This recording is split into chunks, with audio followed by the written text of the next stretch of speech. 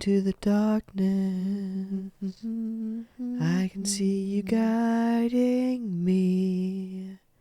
I'll follow in your footsteps, mother, for so long.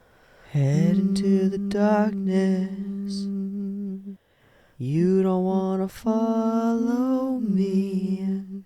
Say goodbye to everything. Say so long. Alrighty, welcome everyone. I'm Teeaboo and I am here for Made in Abyss Season 2, Episode 12, the two-part finale, titled Gold. I don't know if I'm ready. I'm going to start off by highlighting one comment from last episode that I think will serve as a fun allegorical jumping off point. Luster Candy 18 wrote, "A fire consumes as the door is accidentally opened, and as they try to stop it from spreading, it continues unyielding. Yet how is a flame supposed to see the good in fire if it has only seen it destroy?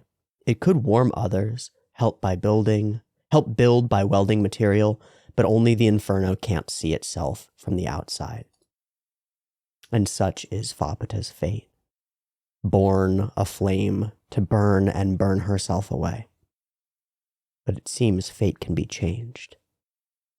And we know the force that changes fate in the abyss is something like love.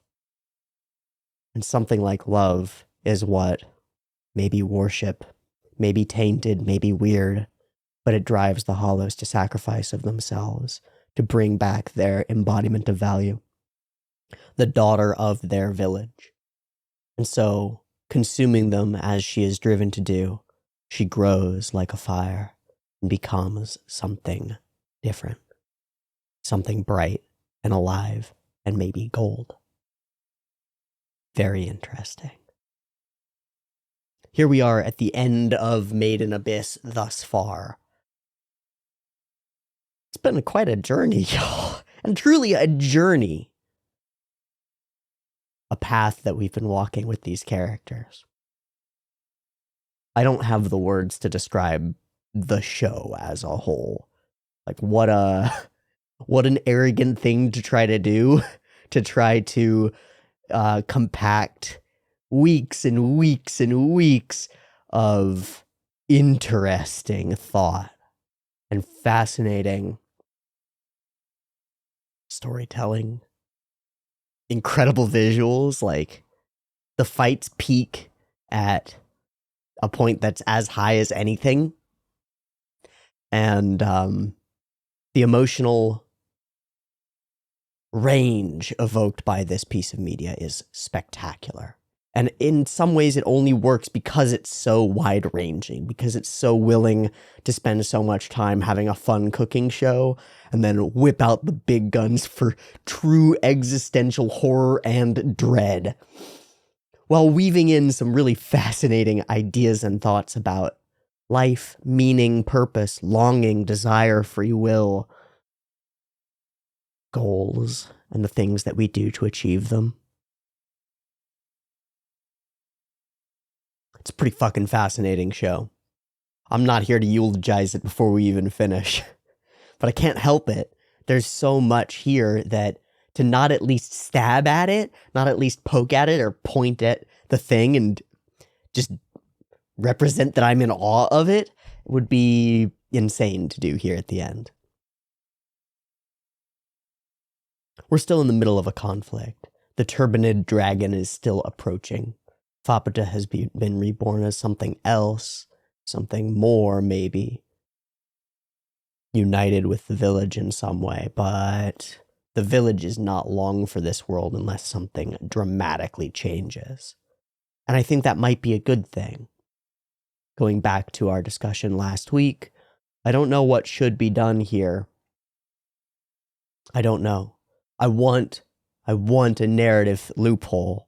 I want the village to go on and Faputa to go on too, and somehow it all works out. But I don't think so. And there's one big question mark still left to be revealed. If it were just Faputa and all the monsters and all the hollows, this could be relatively simple, whichever way it goes. But there's a wrinkle. Wazukyan down below has drained most of his energy and then dove toward the base of the village with Vueko in hand, or weird finger tendrils. Vueko in weird finger tendrils. And I don't know what the fuck he's doing. What's his play? Because we theorized that maybe it was make a Riko village. That seems to be off the table now. Is he going to do it with Vueko? Somehow turn her into the center of things? Or use her to change things? I don't know. But I have one problem with it. They're all exposed to the curse now, right? And he just descended deep. So he will not be able to ascend without repercussions, and neither will Vueko. Where will they be and what will he be doing? I don't know. But that's the wrinkle. And it's still up in the air. Because Wazukyan has been antagonistic toward us for the last few episodes. But his overall goals are divinely inspired, destined maybe. Maybe he's got some good boy play here at the end. Or maybe he'll emerge as a giant tentacle monster final boss. Either way, this is the end, both of Maiden Abyss and of our time here in the Village of Hollows. Will we leave it better than we found it, or a smoking pile of rubble? I don't know. I'm gonna draw. Here's our vanishing point.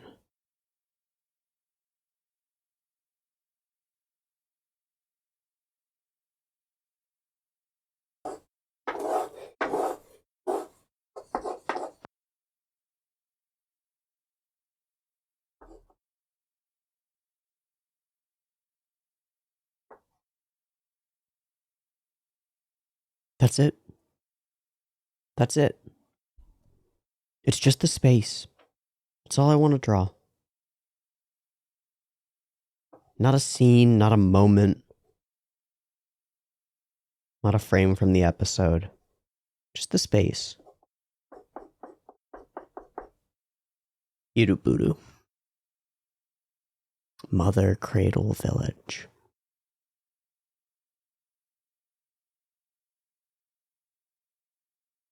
I think I wanted to draw this because I have the impression that it's not going to remain. I feel like it all falls today. One way or another. And we pass through. Okay, I believe I've said my piece. So come along with me for the finale of Maiden Abyss. It's so bittersweet. It's so bittersweet. There will be 2 versions as usual, picture-in-picture in the description, timer on YouTube, early access to the next show that we watch on the Patreon, linked in the description. Beep beep timer to count you down. Let's get into it. And thank you to all the patrons who joined for Maiden Abyss and have supported for it. It's really helpful, and I'm so glad to have gotten to experience this with so many people. It's really cool. It's really cool, especially when people can bring such insights about like what was there in the original material and how it's been adapted, and also bring up some of the things that people thought about the show as it was coming out and some of the controversies that emerged and all that stuff. I think it's really cool. It's just like a core feature of what we do here is being able to watch a cool thing together and share in it and share our opinions and interpretations of it.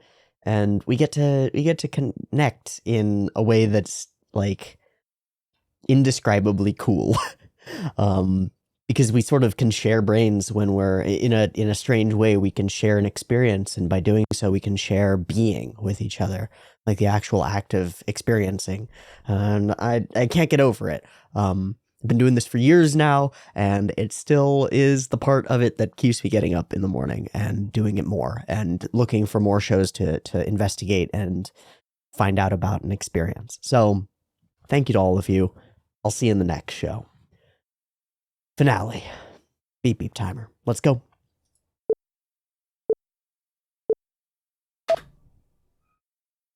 Oh, there's another one? Shit. I did not realize there were two. Shining in gold. Yeah.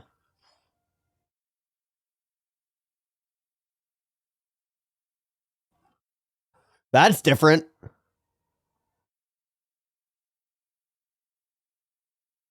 So it is the unification of her and the village.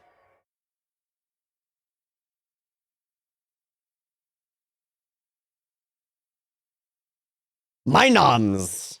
Hell yeah. The organ in the background is crazy.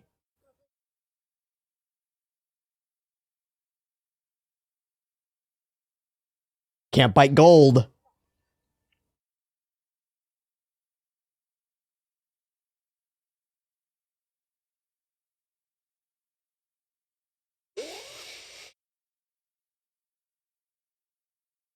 A fool who saw the path she must take through the darkness.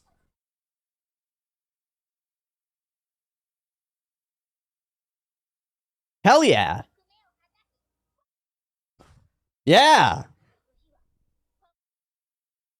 There you go.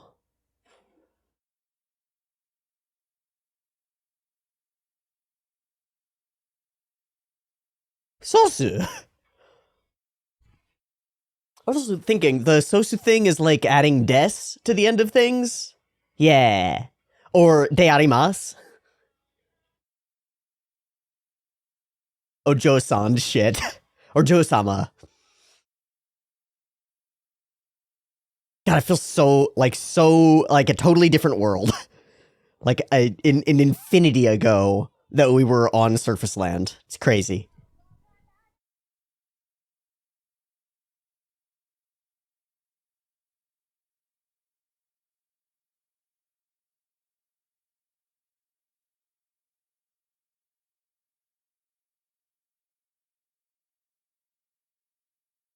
I really like the switch in that fight that Faputa is like seamlessly working with all of the. Well, I guess maybe she wasn't. I'm not sure what the thing she landed on was. I'm not sure if that was a monster or one of the hollows.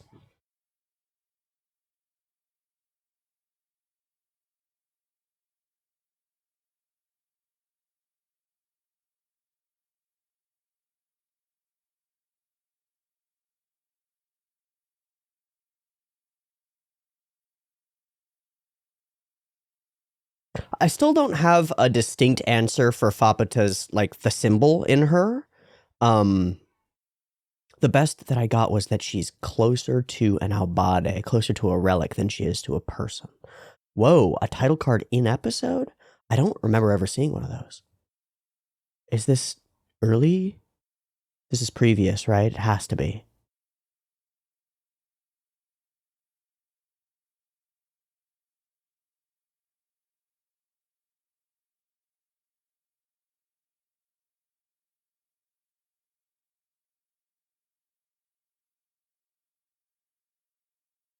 Oh, is this how she finds Gaburon?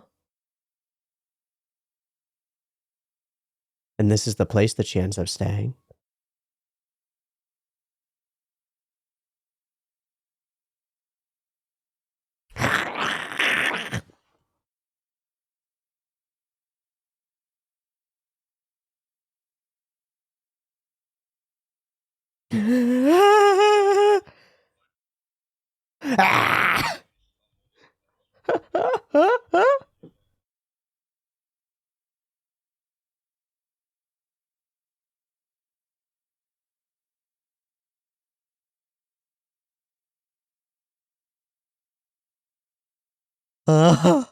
Stop it!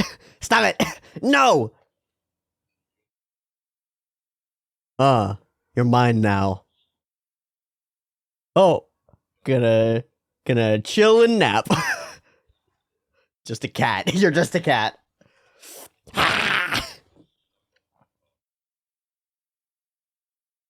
He just keeps talking. He just keeps talking.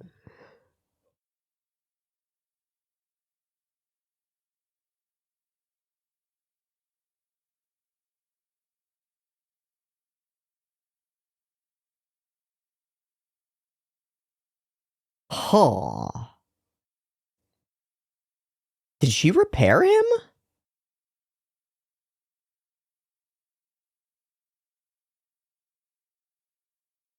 Yeah. And learned language. Oh, I see. Just a little very mini incineration. Ah. Ah. You're different.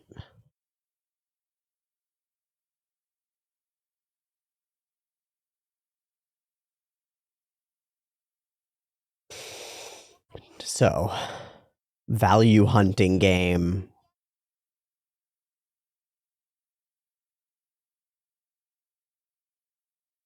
One and then two.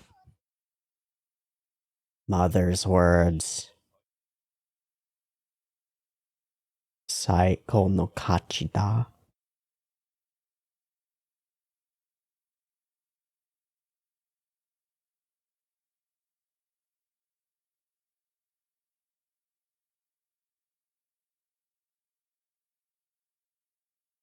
And we are gonna turn it up until the full Haku.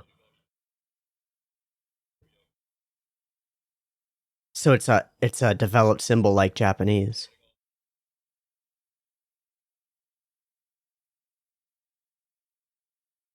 And thus the orb.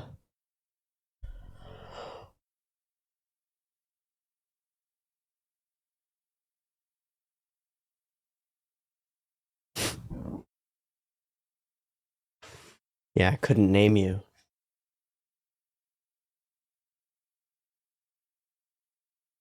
Why?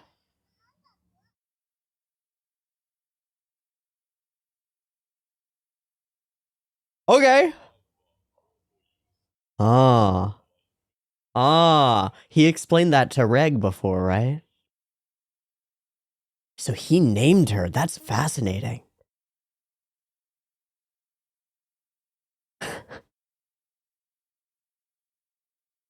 You are... I'm what? Oh. Oh?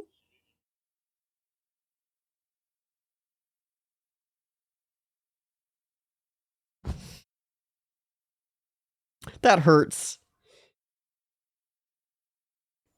Off seeking Kachi. And is this when they found the... When she found them and stole the Prushka. Ooh, there's a Kachi. Nope. there's a footstool.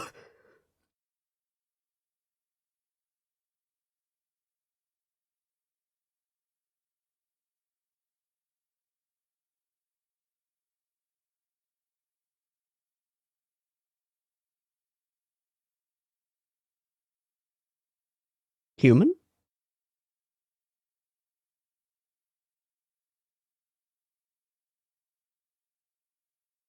This one's soul, where did it come from? Well, it was made in Abyss.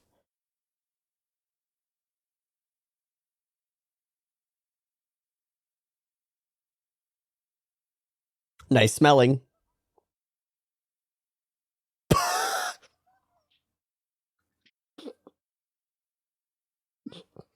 For the power of smell. Oh, and you're cheating on me with another floof.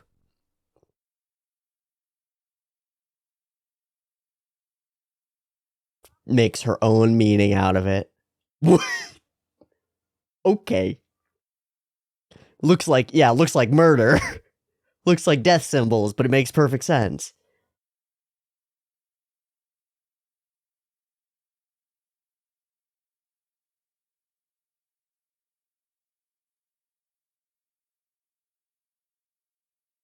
All is what it is. Fires are fires, stone is stone. Form is function. Yeah, I have to take it to the village.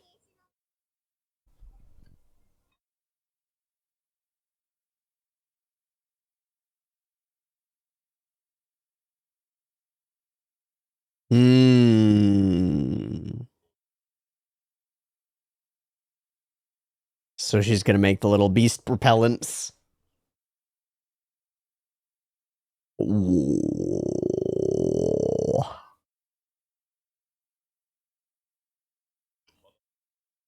Shy?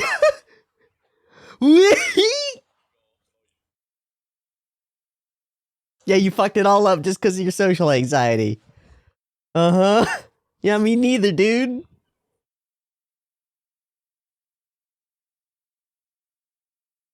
I worry for you, child. It's a hell of a thunk. Oh, this is so cute. Oh, I hate it.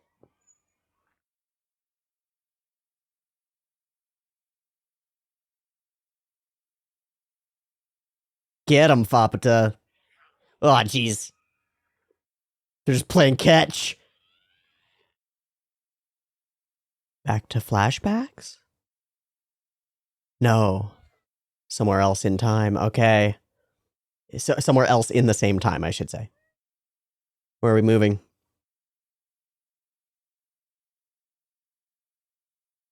Oh, thanks, Majikaji. You became humongo. Let's go. Being a gas is useful.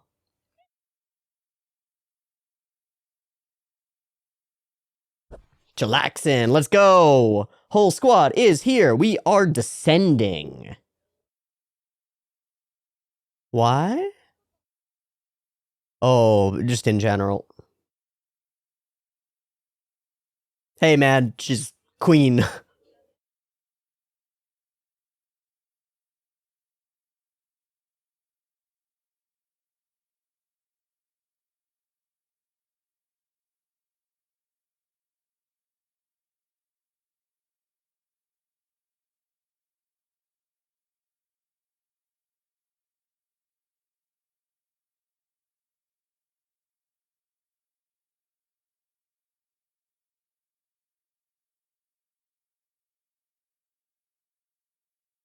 Yeah, you are a bartender.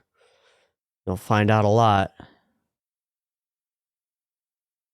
Yeah, you got stuck. Fell into a rut.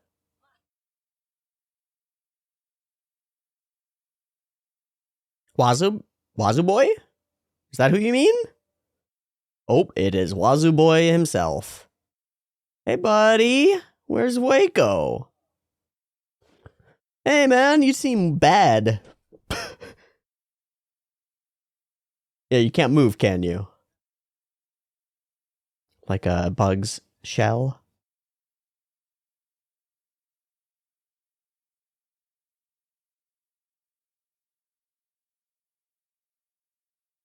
Accumulation.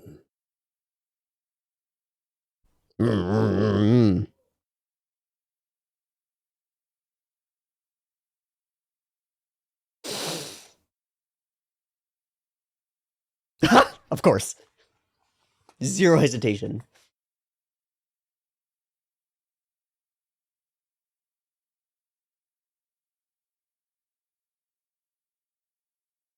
Yeah, me neither.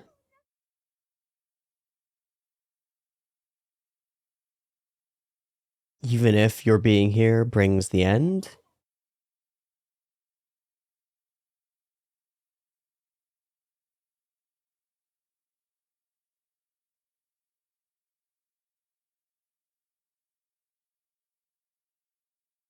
Hmm.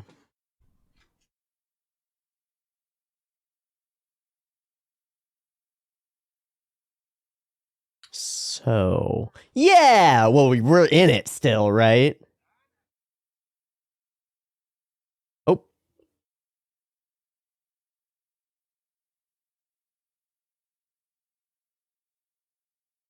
Mm-hmm.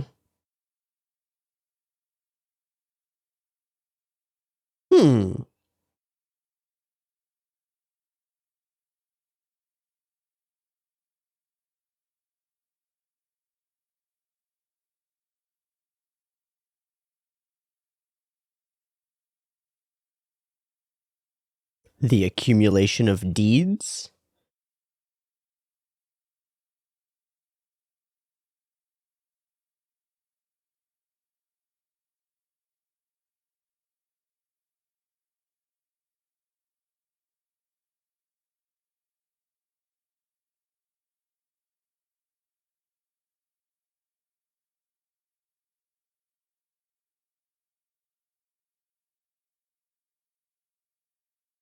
So there's an immense wake of pressure behind you, all moving in that direction? And what's that? Faputa or Vueko?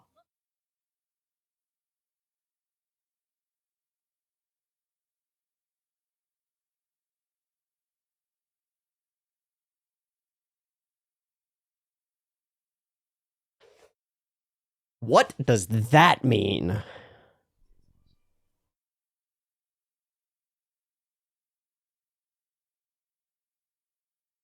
Huh. She rejects fate in the end.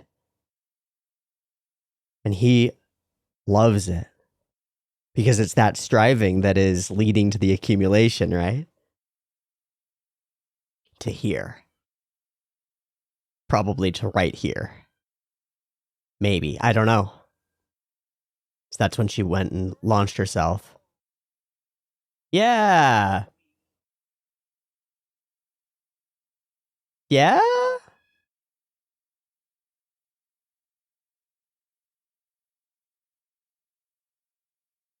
Whoa. She's calling them?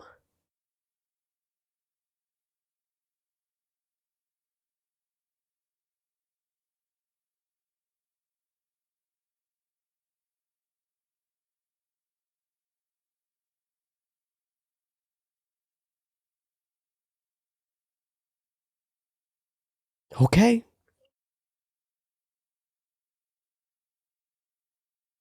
Yeah, we gotta keep going. Yeah. So we're off. And we're leaving Faputa.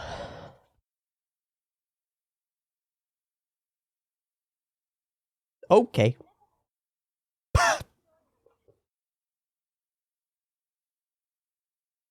Yeah, you can keep the change.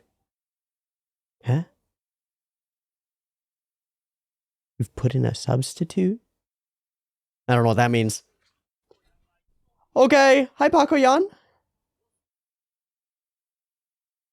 Pakoyan on the ball. Where is Vueko?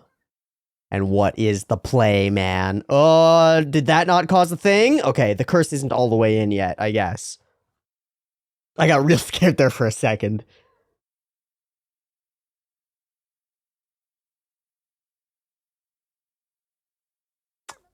Oh, nice. I wonder if it'll have any...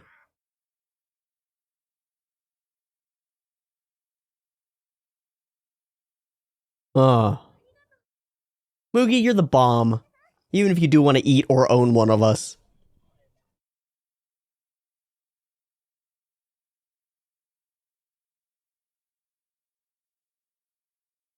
Are we leaving Ma? No chance. Come on.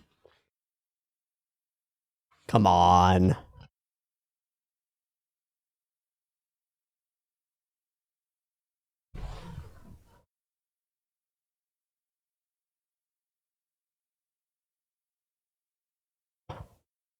Sick.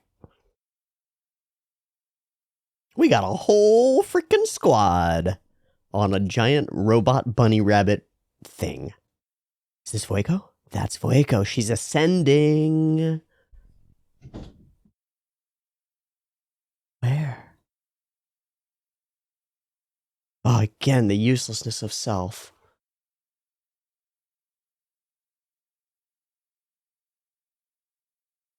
The battle rages above.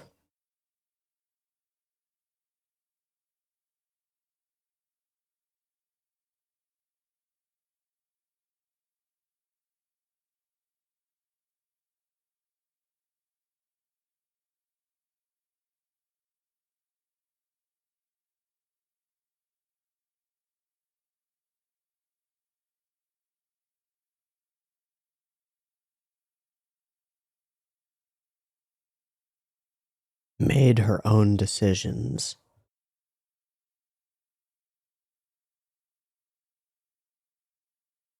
And you.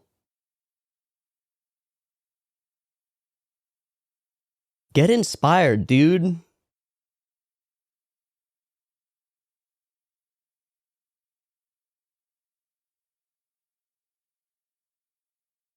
Hmm.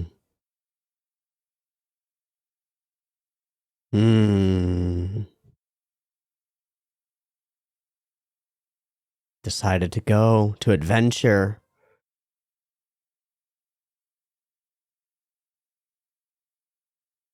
You made that choice, yeah.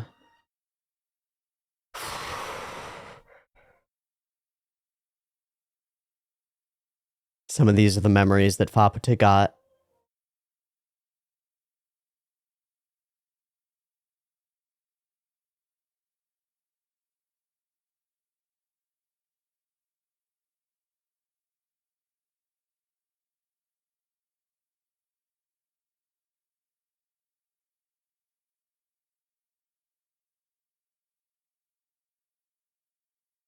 A choice made. And you can actually revel in the repercussions. Where are you? Oh. She's bleeding. Whoa. Oh. The curse, maybe? Whoa. Yeah, she's hollowing.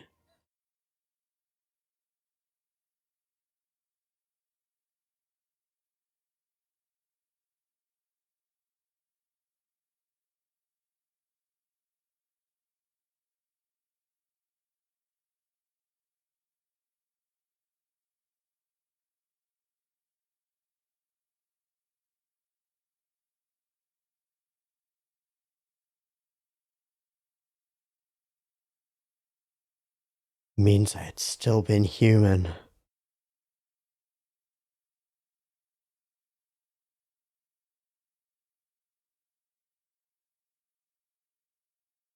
Whoa. Is that Riko? Oh, it's Pagoyan. Throwing her down. Ah.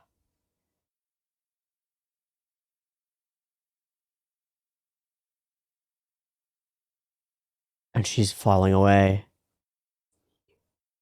Oh man, this is fucked.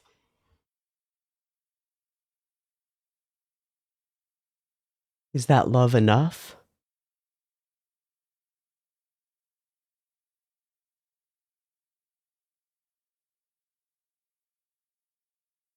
Ah. There's no reversal. Can he rewrite? I don't know.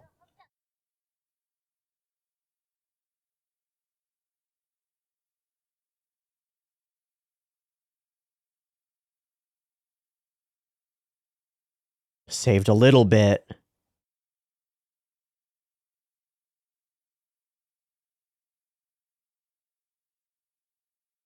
Yeah. Take you there? I don't know where they're trying to take her.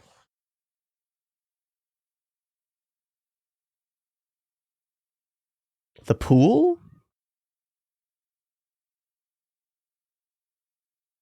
Freaking monster. Hey! Furball.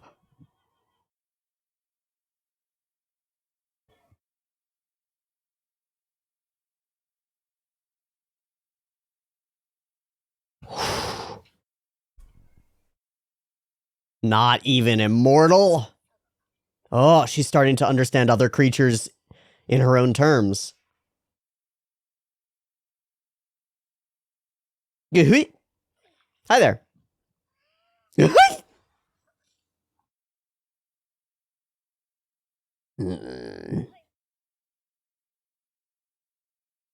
We on the same team. No, it was a good idea. It was reasonable. She was off it. So they ascended all the way up here, right? How are they? I guess they were away from where the curse was? Can I talk to you first? No.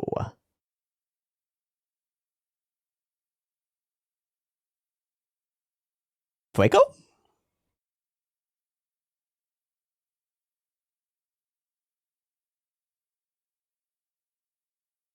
Don't get fucking dead.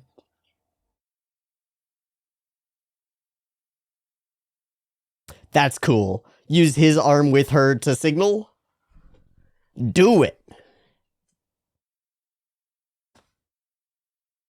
Power on. Man, that's so cool. Whoa, that doesn't normally happen.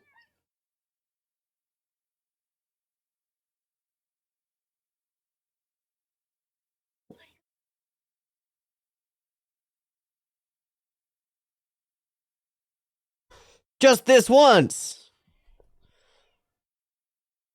Oh. Garroted. Gets the full sever? Nope, just a pull. I thought we were gonna head hit and then.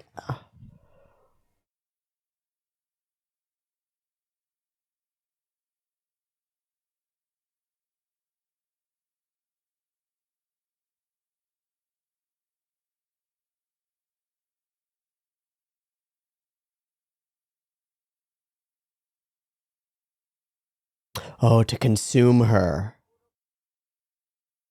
I think that's what she means. Okay.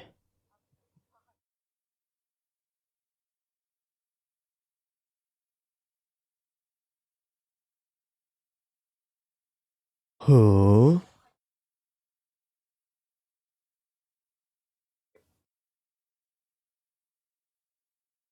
Okay.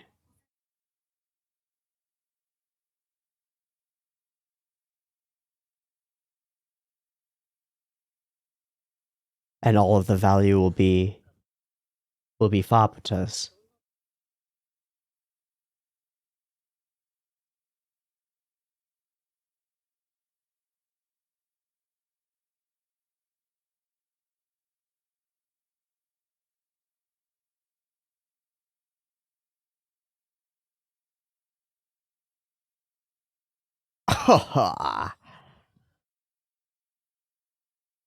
Yeah.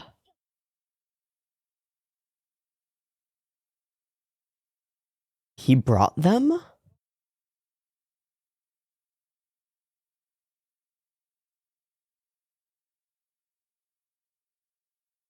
I wouldn't.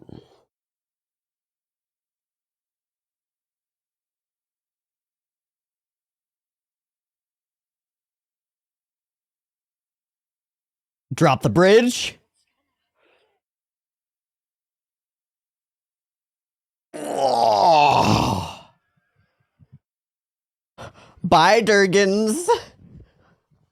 See ya on the flip side, dummies. Good job, Reg.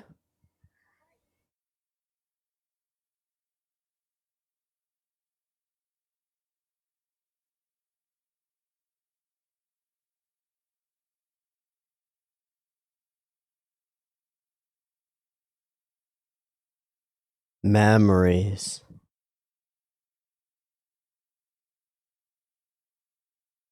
That style change was amazing.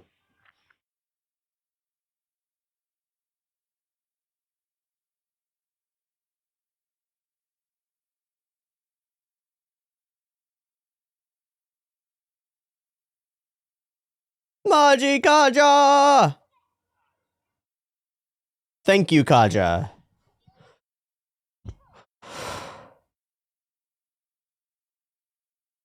Jeez.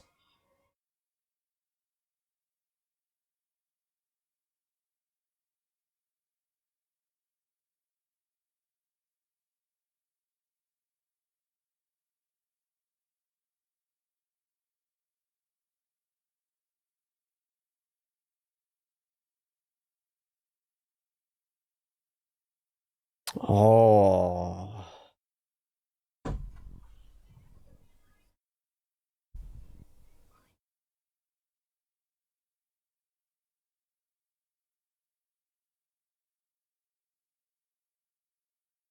You heard her?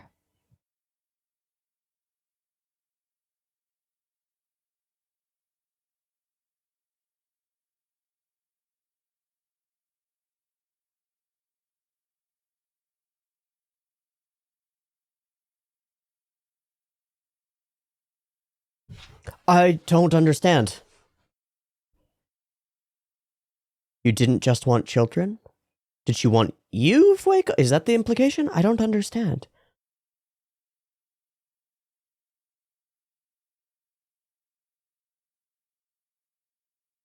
Or want death.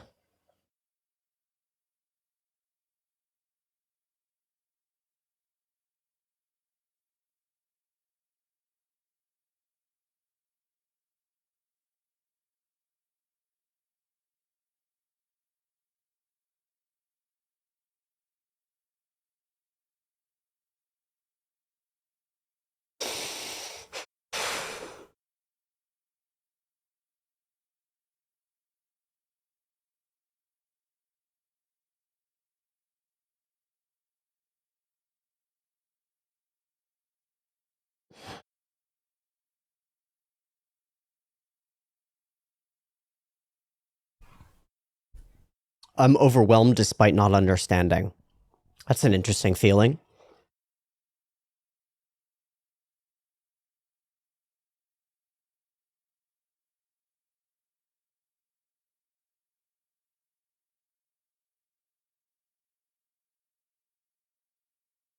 And is that the end of you? Or is there more? She pumped it all out into there.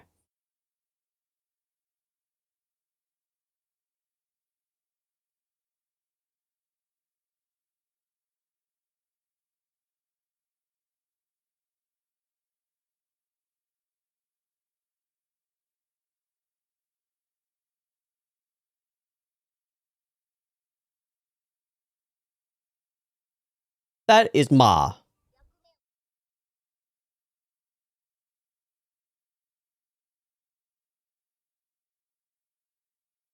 So beyond that to spared. Yeah! You got it! Oh, she would have enough power. But it is done. It was enough to get it done. My guy.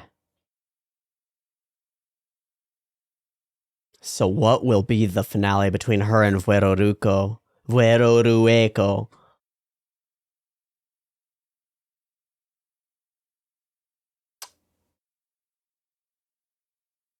To replace?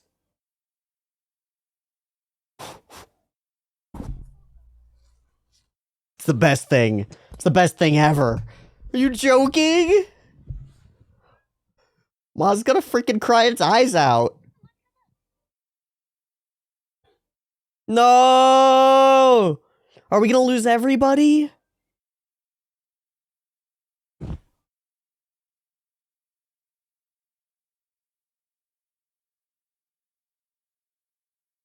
He's been our truest friend this whole time. Goodbye, true form of Majikaja. Oh! Feed himself to... Whoa, yeah.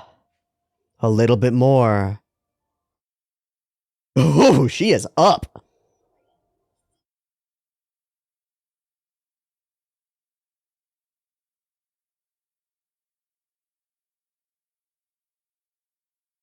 Not passed through properly? Is he animating her body? Yeah.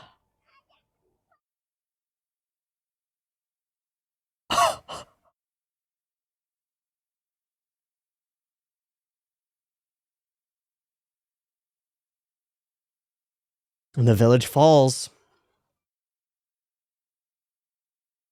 Thanks, Ma.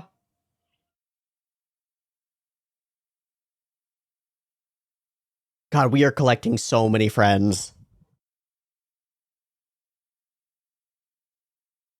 No, no, no, no.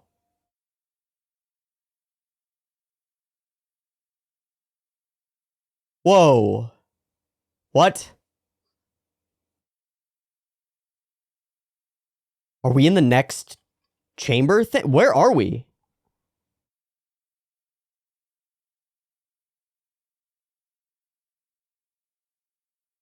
Oh, is this the shell of Majikaja? Yeah, okay, so we hid in here.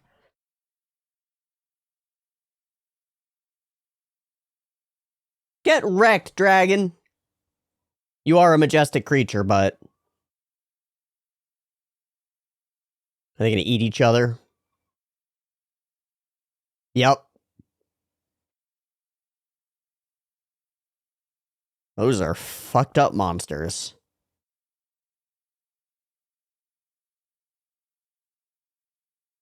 Oh, nope, just doing it for fun. Or maybe to put it out of its... I don't know if it has that kind of intelligence. Plenty of food.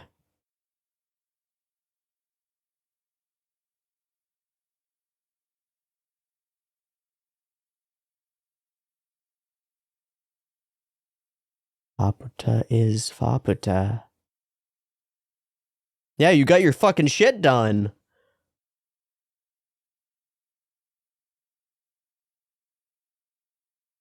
Dream?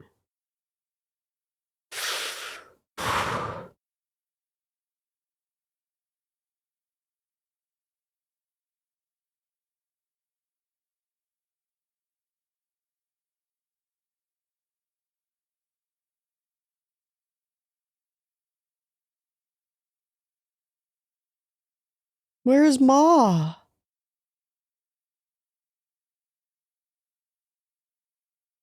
What happened to Ma? Oh. Oh. The disappearance.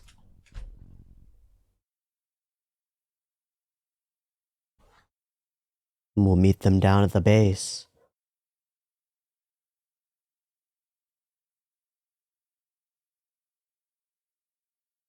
Of course.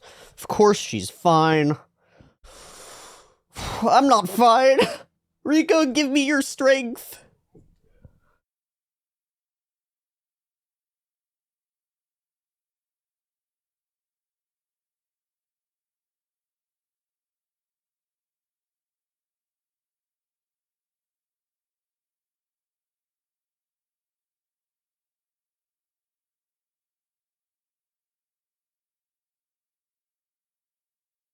Kinda.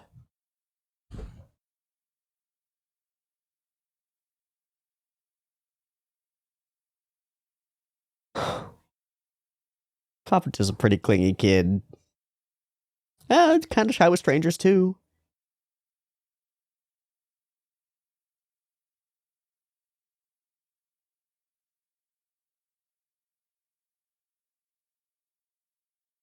Such a horrifying face, but like half transformed.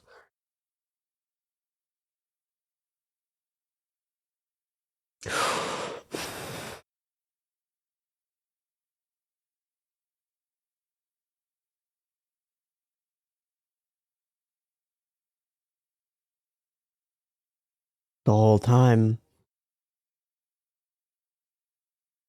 And that voice that she heard, the whisper.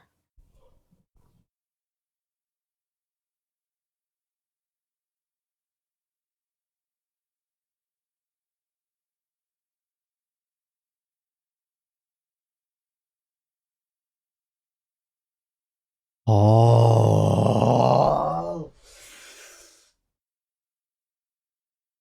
The one she thinks she wanted to keep? Me, the worthless. Gold.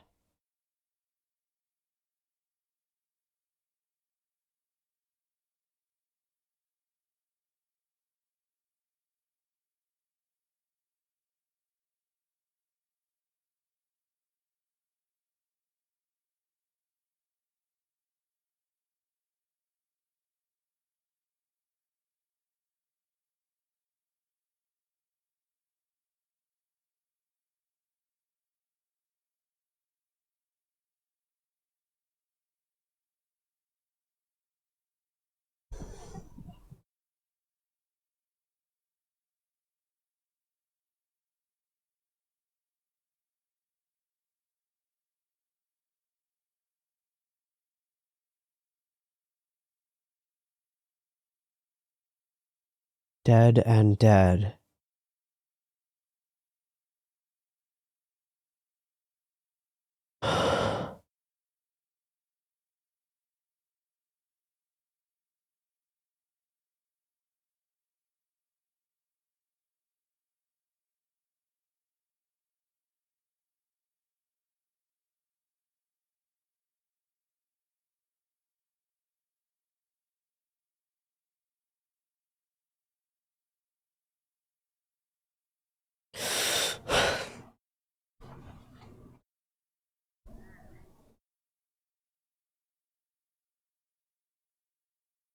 Are we in denouement?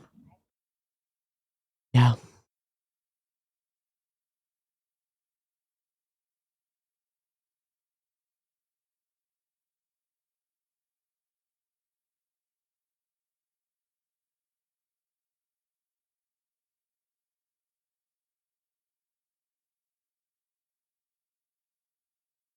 Words. Ah.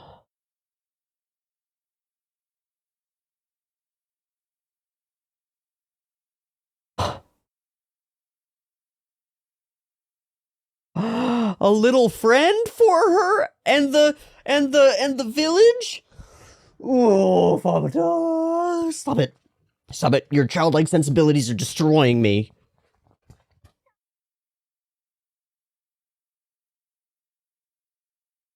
Yeah, come with us. Yeah. Yeah. Oh, we're bringing the song back in?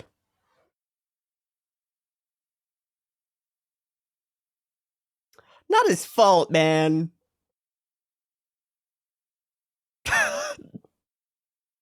You're being very funny. This is very cute. So maybe if we spend some time together, we'll have new memories.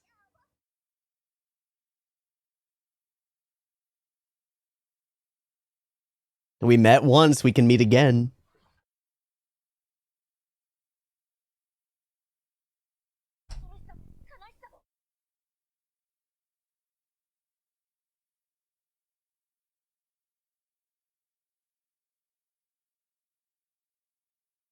Yeah! Accumulation. It's not just Riko now, it's Reg asking someone else to adventure with them. You said you were okay with being a fool.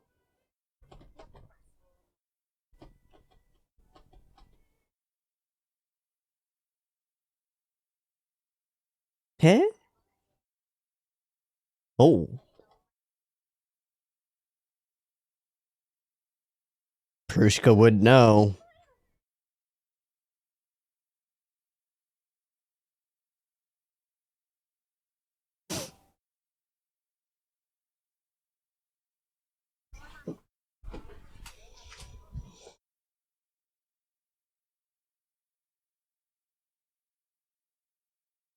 With us? Together?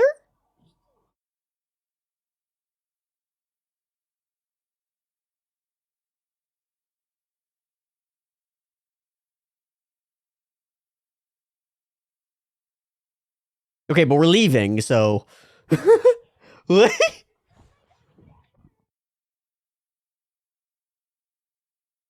The little noises are too much. Too much.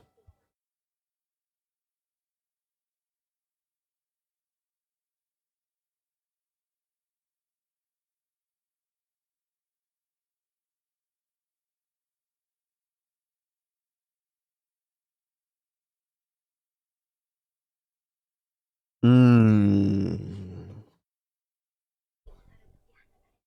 Mmm.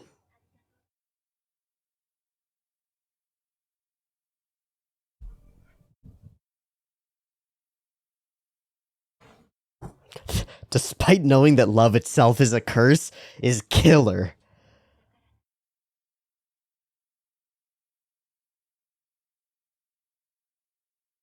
Gold. Free of value. I love that idea. Bye, Faputa. And now we get the whole story in visual.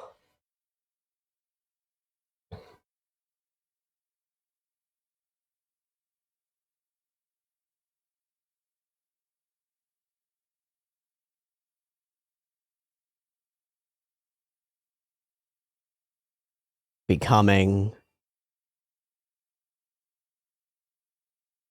the children. The doorway. The egg. The tears.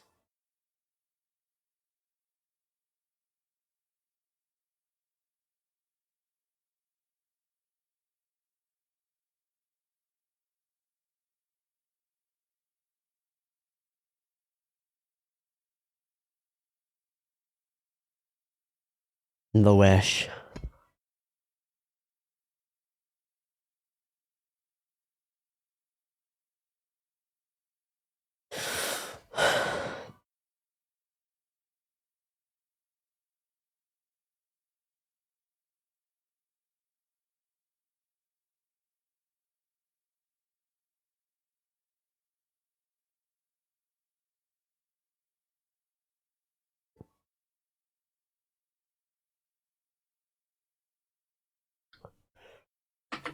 And there is no next time. There's no rule.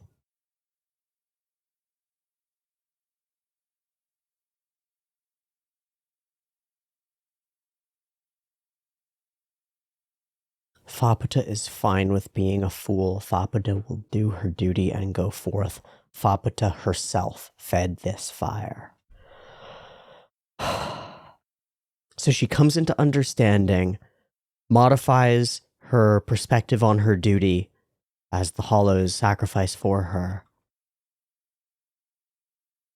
and launches into battle to protect this place and destroy it at the same time. Meeting Gabu, I mean, this is rough because we just saw him die, so we know that this is going there, and it's just as straightforward as can be, like a gorgeous sequence of them getting to know each other, learning more and feeling more about Faputa, finally bringing around the symbolism of the Haku and where it comes from and how it's in and of itself, it's an accumulation, the first thing, the second thing, and onward until you get the whole image, and the image creates a person, creates an identity or a whole. She's so fun and pushy. This episode is gorgeous. It's so cool looking all the way through. There are so many differently lit environments. Outside, inside, darkness, deep down below. The big fight here in the flashback with the grain filter on it. It's just so much. She is the initial value. It also means the beginning of desire or a modest wish. Not longing or something powerful, the beginning of desire. And then it piles up beyond desire, accumulating value. Gutsu, the solidification of a wish. A crystallization of value. It means purity. Extraordinary value, the liberation of a wish. Purity and impurity as well as chaos. And finally, Haku, the very highest value, the manifestation, the shape of the soul. Feels like the freedom of the wish and manifestation of the wish are what we accomplish here. So the wish that Faputa must fulfill, the beginning is Iramui's desire to end, right? The piling up of value, I don't know. We lead to her liberation. I wonder what name they gave her. I guess princess, stuff like that. I don't know. And you will be Gaburon! I like that we get this insight into Faputa's mind. Oh, this one is Reg's Haku, and then she feels the The connection. Definitely seems like a threat. Seems like a very threatening letter. But it makes perfect sense now in context. And she believes that if Reg sees mother, then he will remember. This is super harsh. Never needs to get accented at all. Just memory into reality. It's super harsh.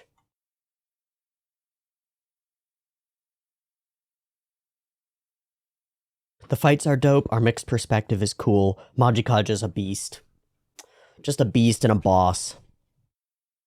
So sad. We're gonna lose all of them, you know? They're all disappearing. They're all part of this place. None of you think of you three kids as having done this to us. They understand. A little girl in a nightmare, and her youngest daughter has been trying to rouse her. They're all ready. And there's a shame to it. What have we been doing all this time? Just resting on this sacrifice from the past. So, by the way, I'm stepping away. I'm going through the episode quickly because I want to. I don't grok it. I don't grok it. It doesn't click. It might take a year. It's fine.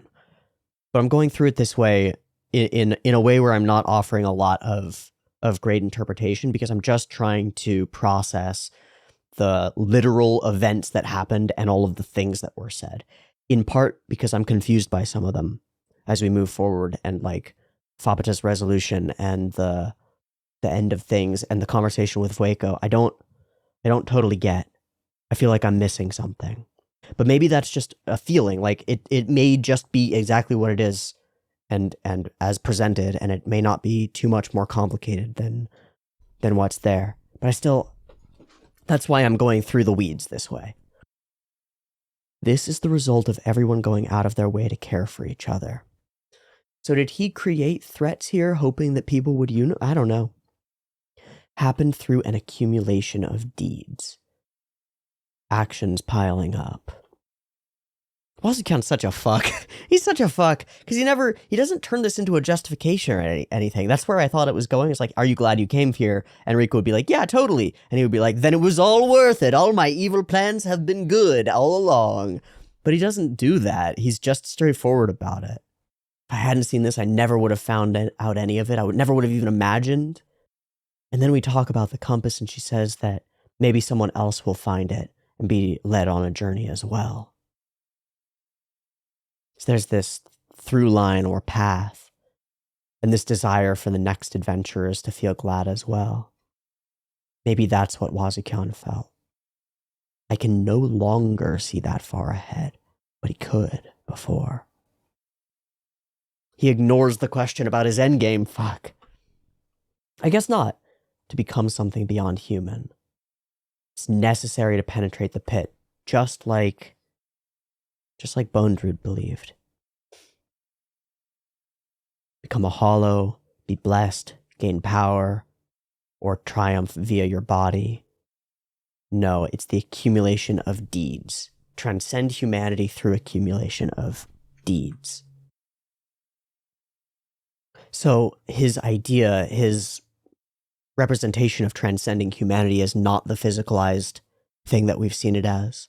It can be internal. But at the same time, by the same token, these people who we look at are people who have transcended their physical humanity as well in order to descend. Liza, we can assume, but Ozen and Bondrewd certainly. But he says that's not the piece of it. That's not what it is. It's the accumulation, the toughness, the curiosity, and then the heaven-sent children guided here intermingle, adding to this accumulation. You're at the very tip of it. The tip of the spear of a great marching forward of progress. And so is Faputa trying to find her own way. All these deeds accumulated behind her, pushing her in a direction. But the person at the point of the spear must have that purity and... And so I tell you, please look after that child. Children of the netherworld who harbor homesickness for the end of their journey.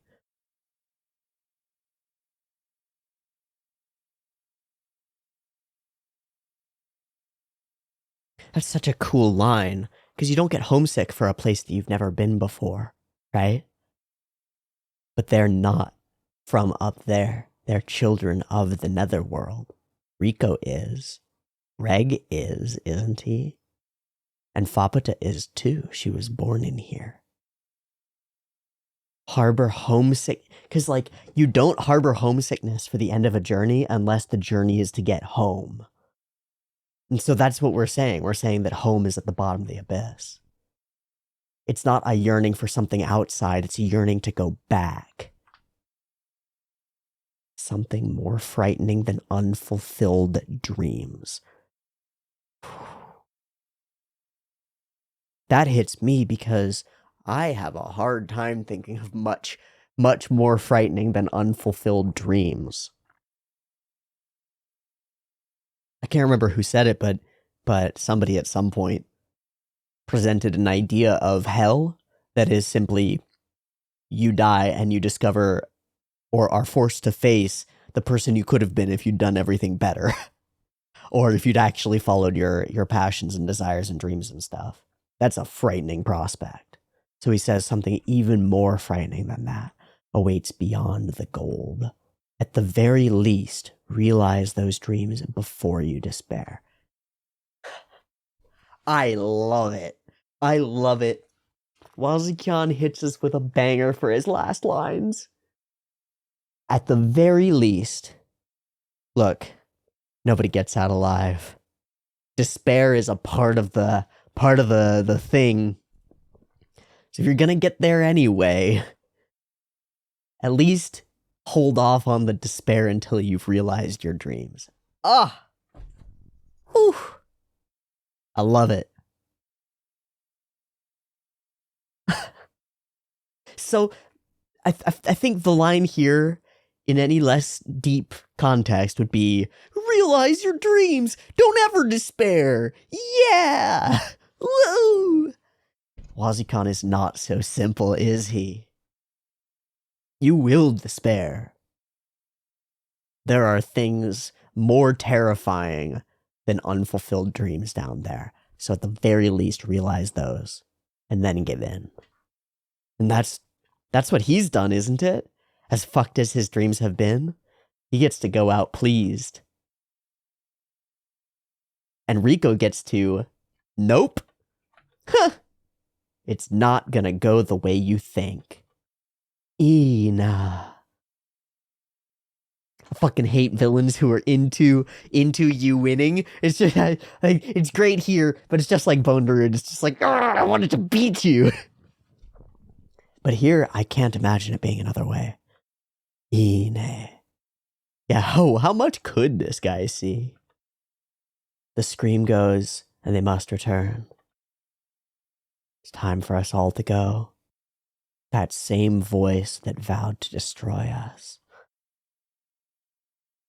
I like this. Besides, we are idiots who challenged this huge pit too. We gave ourselves to this.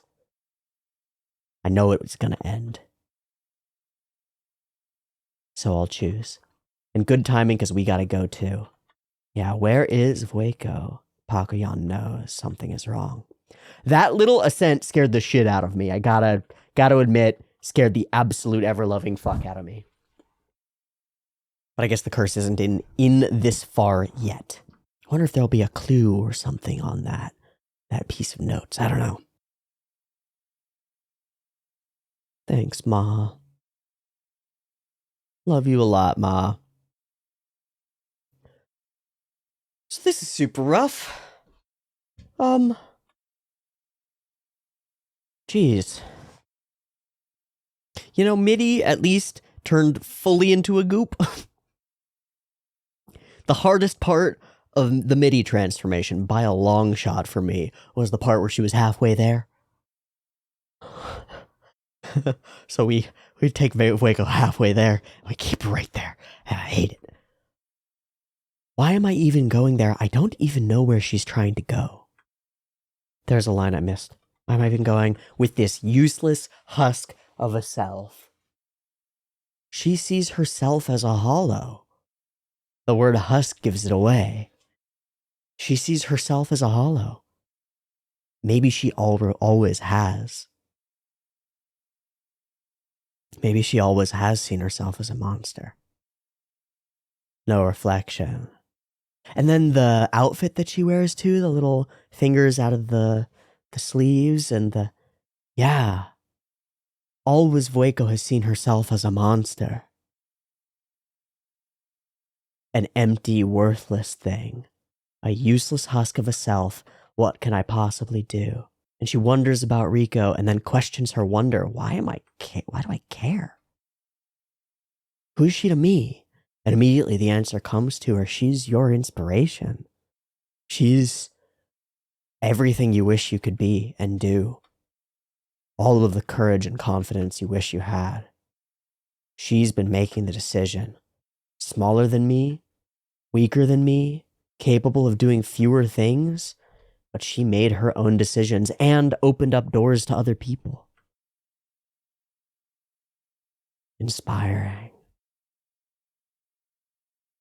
And to that one, which is solid evidence in the Ma is a little kid theory, which is just brutal. And to you, Vueko. Even to me who couldn't make a single decision. Me who's so unworthy. No, there was one thing that I decided. To go, right? To adventure. That's what we see here, at least. That's what's presented here. Chose to journey. And there's no grand moralizing or whether I should have. It's just, that was fun. That thing that I chose that once, sure am glad I did. Despite everything it's led to, that was fun. Okay. It goes with the fulfill your dreams before you despair. It's like, as long as I got to choose my path and it ends like with me headed in the direction that I chose, then it's all worthwhile. Mugi too. We're all idiots who chose to venture into this abyss, right? Wow. Oh. And it hits before she's even realized it. And it's absolutely horrid. It's absolutely horrid.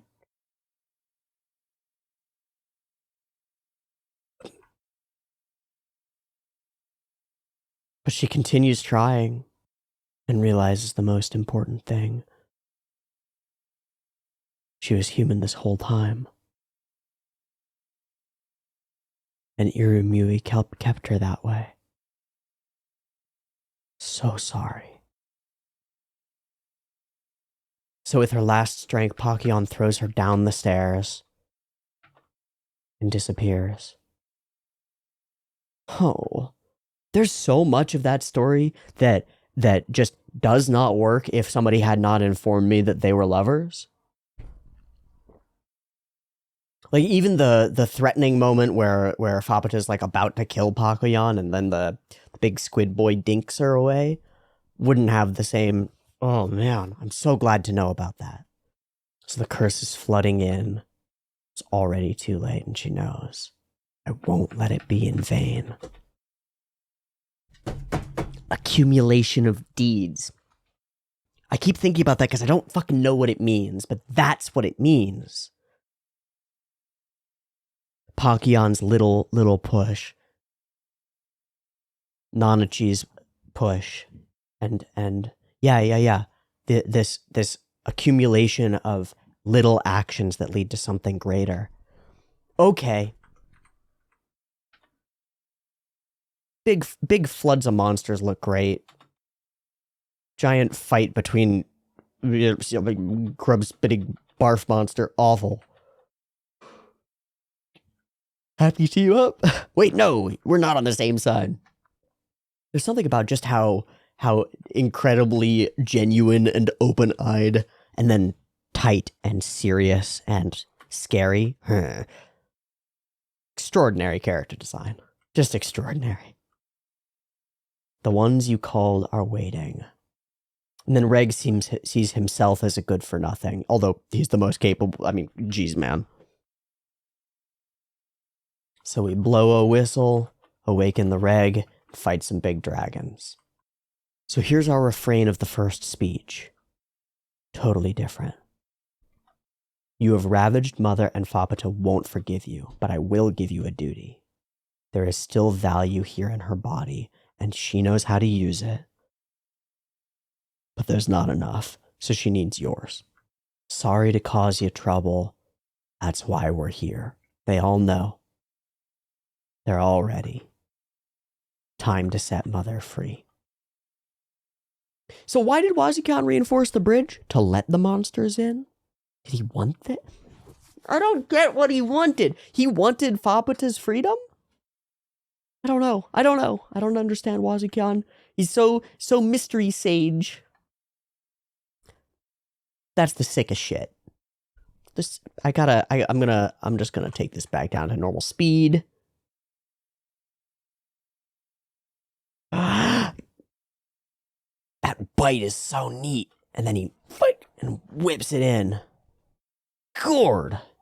And Faputa is done. She's consumed what's left. Okay, back to fast.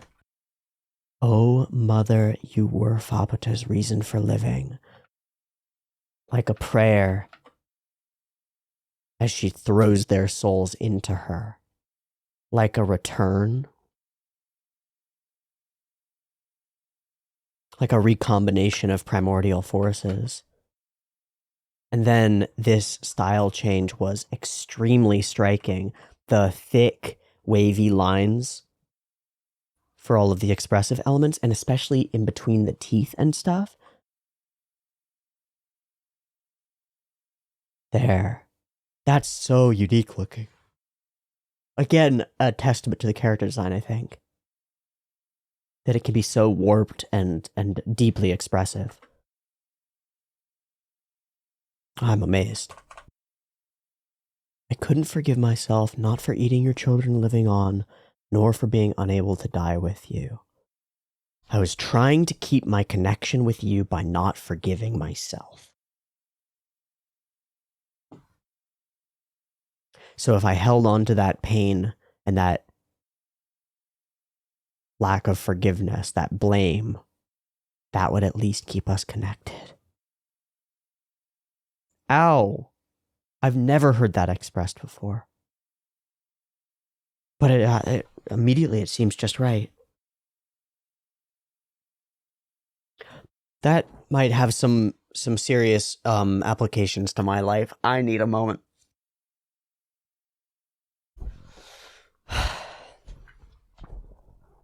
Makes me wonder if any of the shame and self-hatred that I live with, and I do, I have some, is something of a pathological attempt to keep a connection to those people who I'm in conflict with. I'll be explicit. My father and I have no relationship now. I wish we did. But we fell apart badly a few years ago, and and the truth is that I have not forgiven myself. Part of it is because I think that I was wronged.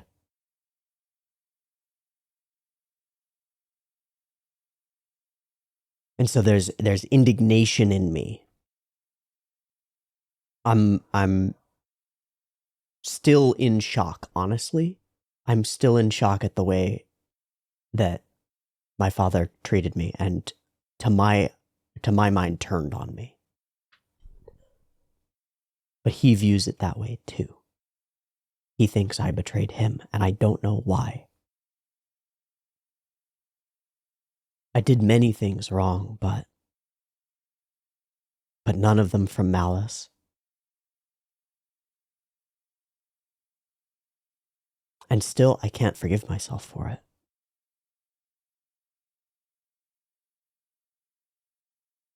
I could forgive him, I think, if we could talk. But I haven't been able to get through, so. In some ways, I'm stuck. And it feels like being stuck. It's like a wall inside of me that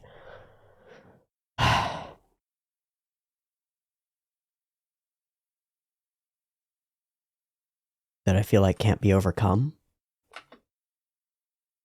But what do I do? Resign myself to that? So then maybe in the absence of the capacity for forgiveness, maybe what I'm doing is pathologically clinging to the self-blame, because it keeps my dad close in my mind, I guess, as twisted as it ends up being, and as much pain as it causes me. Fuck, I hate being a human. Sometimes we're fucked up creatures.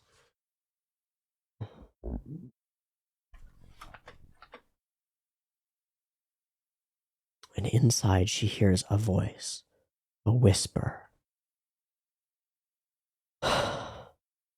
She couldn't tell anyone that what you really wanted wasn't just children. And we see this image of them connecting.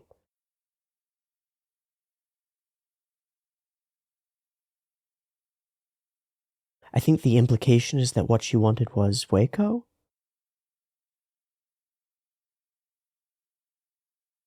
But maybe there's something more to it.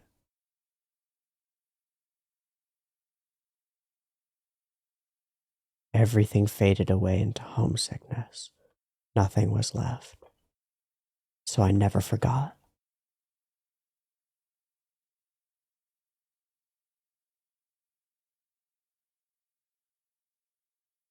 That child holds your hopes. Everything else inside you is trying to disappear. Thank you for allowing me to remain human until now. I was able to suffer the worst punishment possible attending your deathbed as a human. I see. So thank you for keeping me preserved until now so that I could be punished here at the end by seeing your death. Oh. Thank you for the punishment. I love you. You were my warm darkness. Fuck. Okay, I think I get that now. At least mostly. So Faputa does not consume them all. Does not consume Kaja and Ma. Instead gives them a duty, saves them. But it would have been enough to... It's a sacrifice. A trade-off. Oh. Mm. Mm. Mm. That's too much. It's too much. The little doll for Ma is too much. I'm fried.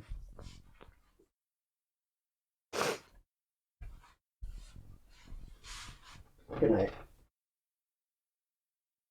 Fuck it. Good morning. This is brutal. It's so cute.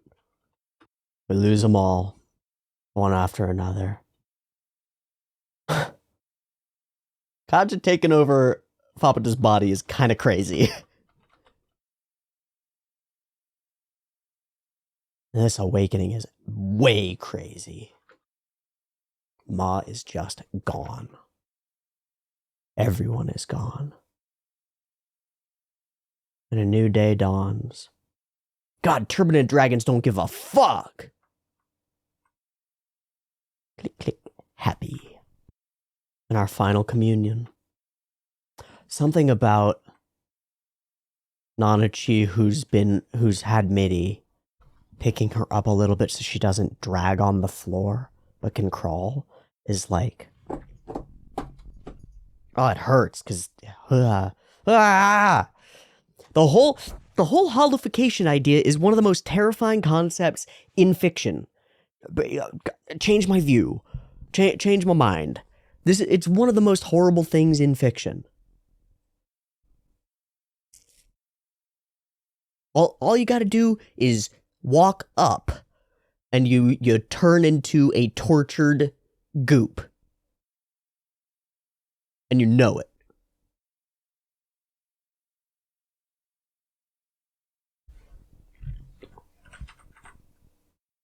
They've all disappeared, but they've returned to the abyss from the eternal cradle. Free, no longer children coddled and kept in a box. And that's the theme that we'll move toward with Faputa's freedom. Gold without the shackles of value, without the yoke.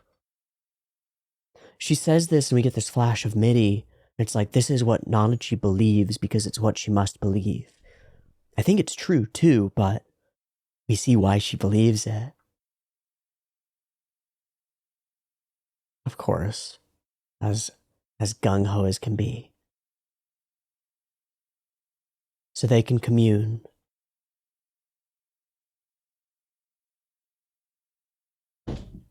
So warm, so warm. She'll never, ever come back to me no matter what I do. Despair, loss. But you were there for her the whole time.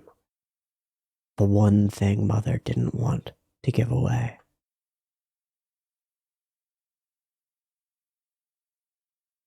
A golden city turns even junk to gold. Me, useless, worthless, husk, hollow,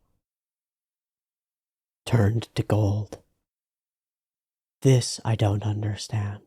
Was Happy Bailoff said I have dark eyes?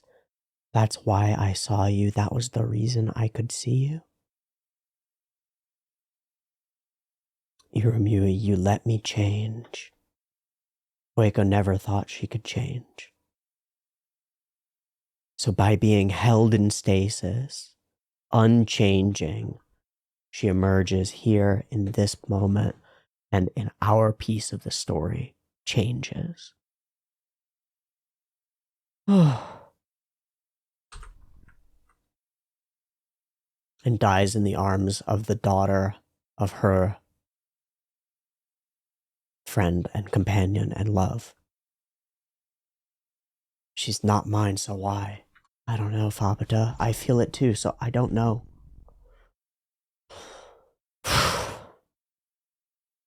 So we denouement. A friend and a symbol of the village, so she won't be lonely. So soon.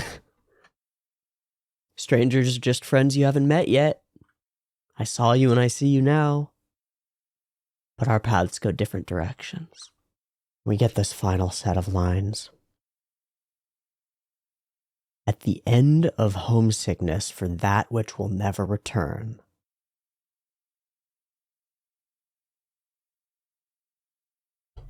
within the true darkness, there certainly was a light that no one could find. A golden light in the darkness. But none could take hold of it.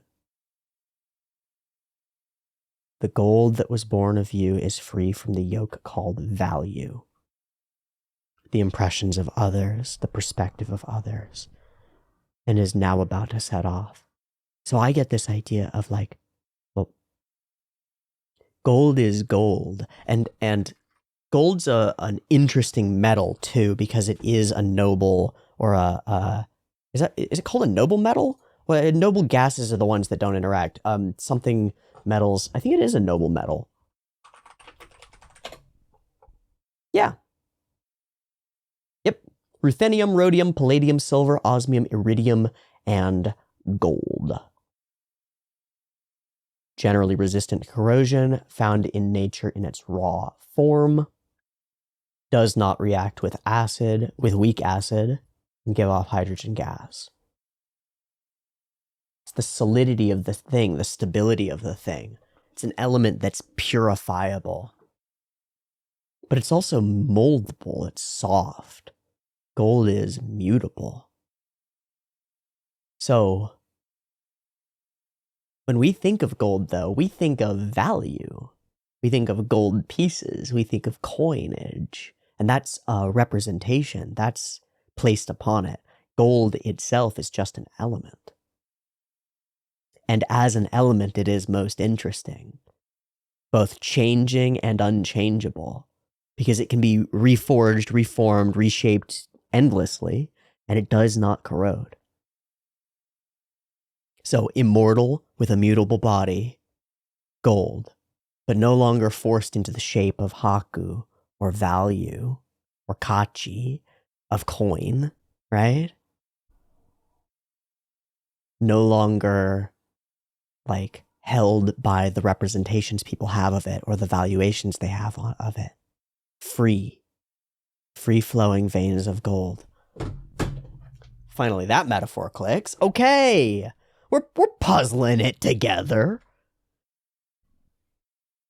Despite knowing that love itself is a curse, goes so hard.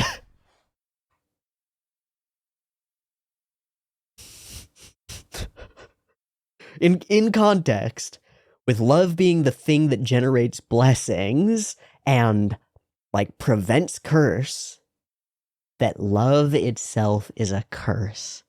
Look at all the things that have been wrought by love. I'm flabbergasted by that line, actually.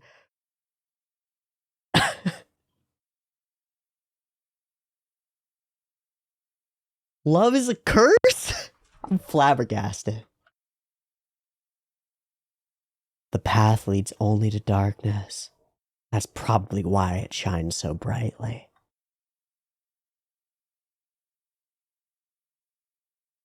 And so Faputa heads off on her own adventure. Oh my god. So, okay, I went back through it to get get lost in the weeds a little bit. I wanted to get lost in the weeds and dial in on what this meant and was and fuck. That was an emotionally complicated episode to finish off a deeply emotionally complicated season. Like, Bone Druid season has some complications, or Bone Druid movies have some complications, but they're not that fucking complicated, right? It's like, okay, Bone Druid bad guy. The complications only arose when people hit me in the comments and were like, you don't get it, Bone Druid orchestrated this whole thing as a plan to actually generate Prushka into a white whistle so that Riko could, and that made it much more complicated to me. But it was still pretty fucking straightforward, and I still think he's a fucking bad guy. This was complicated. There are forces in play here that are not moral or even human in their efforts. There are things that are transcendent, and then discussions of transcendence. What does it mean to transcend humanity? And Wazukyan gives us a deeply different definition than the one we've gotten before. One that's hopeful, I think, that says that transformation and transcendence can be internal, can be something. It doesn't have to mean sacrificing everything. Let me find a fucking sick-ass frame. That'll do. So crumbled rubble is what's left.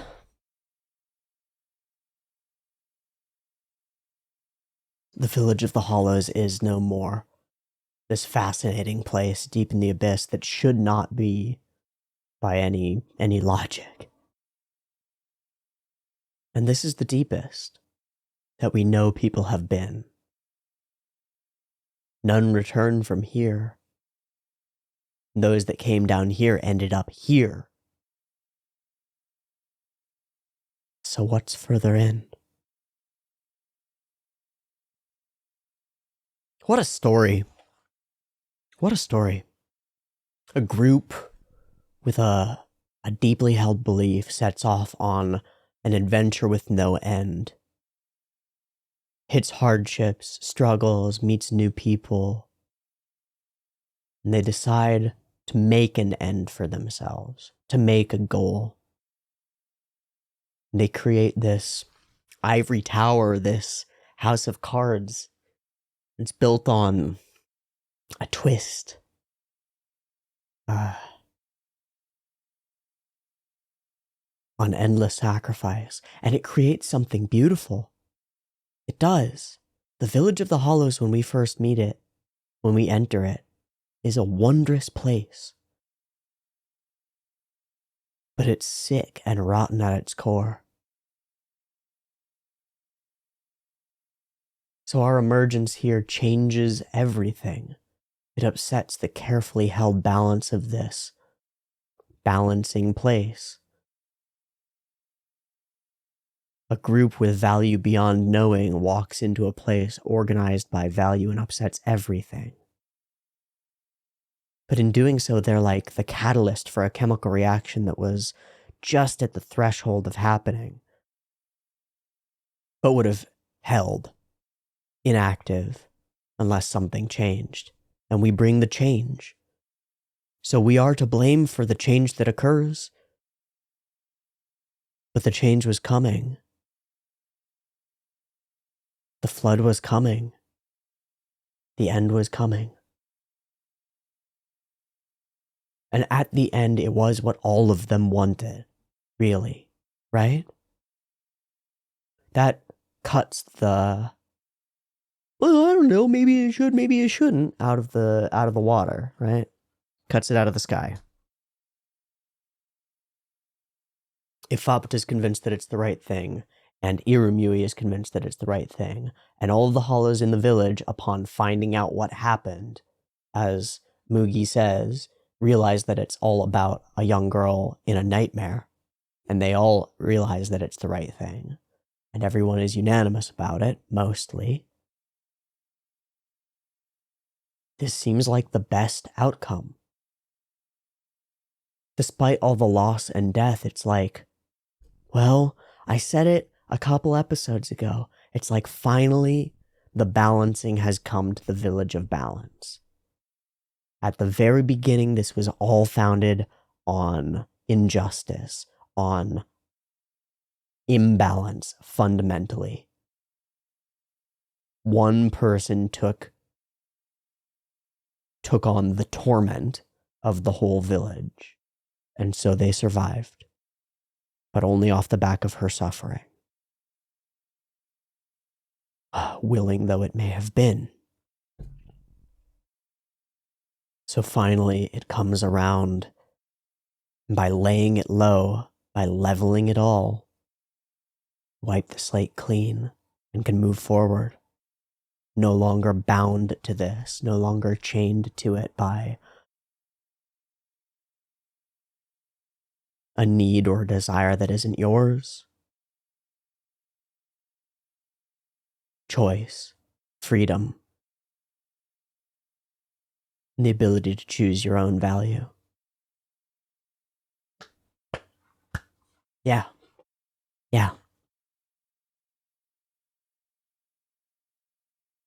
As I've let it percolate, I think the episode makes spot on thematic sense, and a lot of the things that I was totally unclear about have become much more clear.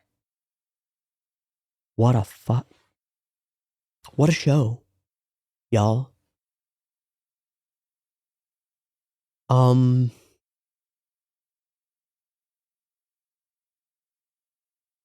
haven't rated anything on my anime list in a long time.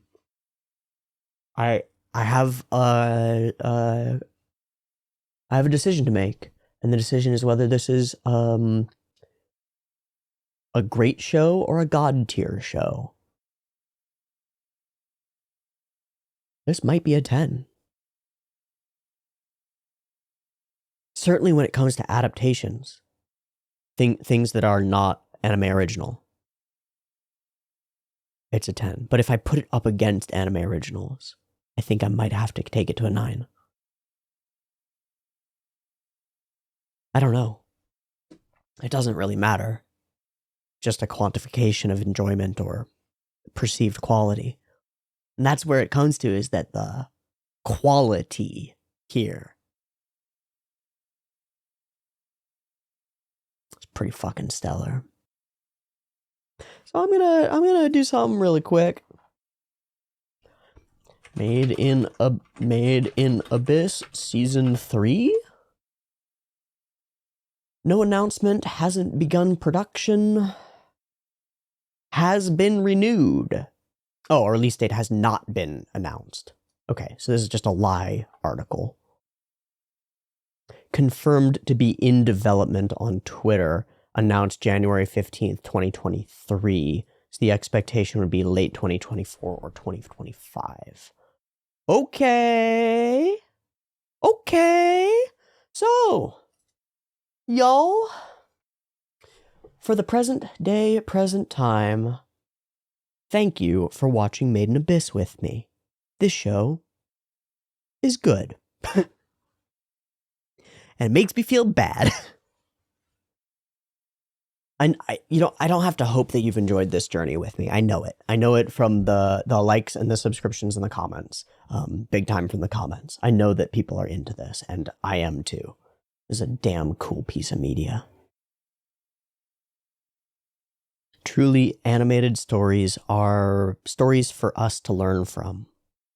We set our characters in fantastical worlds, but the struggles that they come up against, whatever they're represented as, whatever giant monsters and crazy themes, they're all real struggles. They came from the minds of humans, and they reflect into our minds in turn. Made in Abyss is a story about following your dreams, even if they seem impossible or foolish or crazy, or if you know that they lead you in the end to a desperate place, to an end, to a pit with only darkness. There's real power to stories like that. Almost always they're written by people who've done it. Often doing it is the writing of the story. And it comes through. It comes through.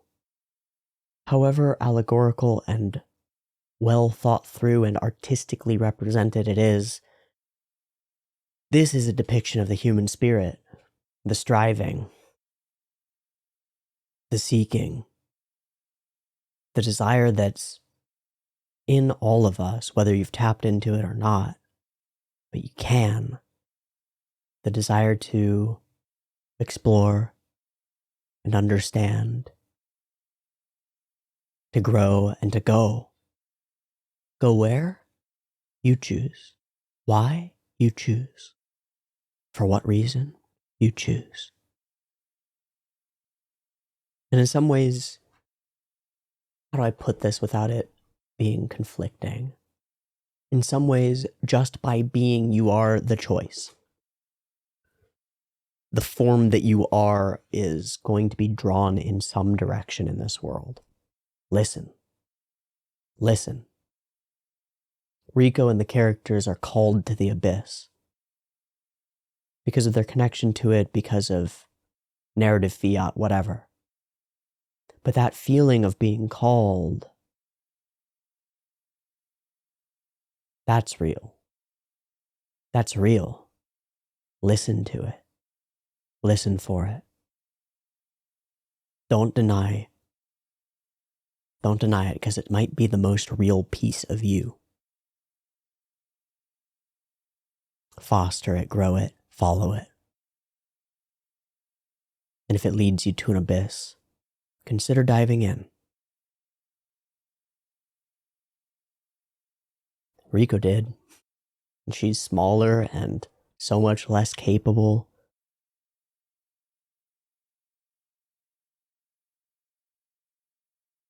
Worthy of admiration and worthy of emulation. It's a great primary character in the center of a great narrative that is, maybe because it's so torturous and horrid, is an incredibly, a realer than real, perhaps, reflection of existence. You gonna stay where you are? Are you going on an adventure? I'm ready for the next adventure. I'll see you next week for it. Thanks so much for watching Made in Abyss with me. Much love. Peace.